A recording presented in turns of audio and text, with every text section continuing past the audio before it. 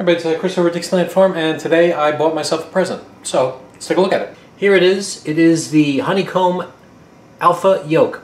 So, the reason why I'm replacing my CH Yoke is the CH Yoke is basically 20-year-old technology. It's all plastic, and that's fine. The problem is that the bearings are plastic, right? So when you're trying to do fine controls, it sticks ever so slightly, and if you listen,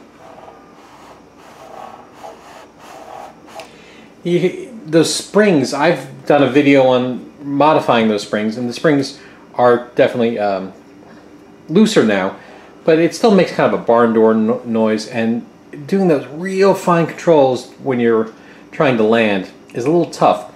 Also, the yoke only turns 45 degrees in each direction, so 90 degrees total. This is not realistic. So one thing I was trying to do was build my own yoke. So I used a pillow block bearing here, and here's the potentiometer, and I actually was able to get a full 90-degree deflection on it, which is great. So 180 degrees total.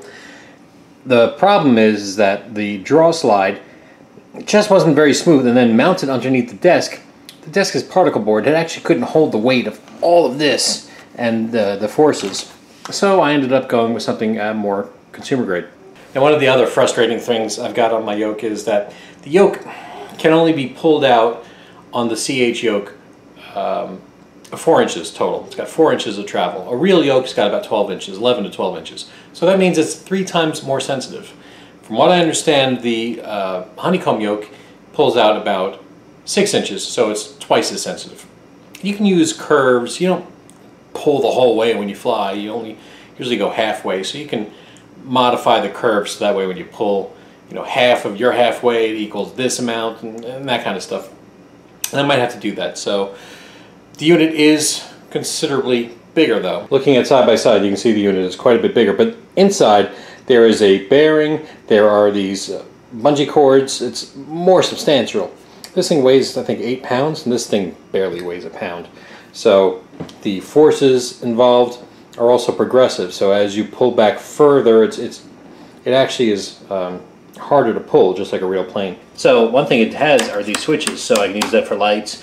It actually has a kind of a knob here for turning on the engine. But I've got switches in my switch box. Plus I got switches here in my throttle quadrant. I'll just reuse these switches for different things, and I'll relabel this. So let me get it installed. Well, here it is. I'm able to put the keyboard up top here, or I can put it forward. That's up to me. But so far, nice and sturdy. Lovely. It's going to take me a couple of days to get used to it and do a proper review. Also, you can see, let me show off the lights here. Also, I don't know if you can see, it's got these little LEDs that you can set the brightness or turn off. They're kind of neat. Different day, different outfit, and I've only played a little bit with the yoke. But what I've done so far, I took off from my local airport and landed at another local airport, and a couple of quick jumps around the pattern, and I'm very impressed. So it definitely was a very worthy upgrade. It feels solid, it feels good, and what I needed for that flare, that pulling back right before you land, because of the tension, and there's quite a bit of tension on the pitch axis, you can really get a nice fine control, and same thing with 180 degrees. So very happy. And I also changed around my switches a bit, so now I've got new and exciting switches, which is great.